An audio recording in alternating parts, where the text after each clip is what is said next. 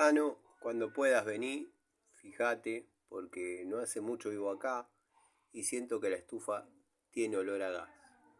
Bueno, bueno, yo mañana, antes del mediodía, estoy por allá. Llego e inmediatamente me dice, no te miento, siento olor a gas. Sí, no, ya sé, eso no lo puedo llegar a comprender. Diría que me estás mintiendo si me decís que el invierno pasado usaste la estufa.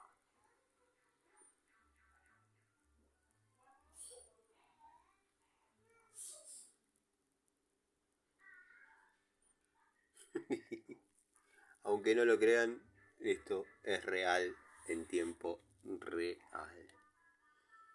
Vamos a ver por qué estar perdiendo la llave de paso. El olor se siente. Pero la estufa tiene muchos motivos para no ser el problema.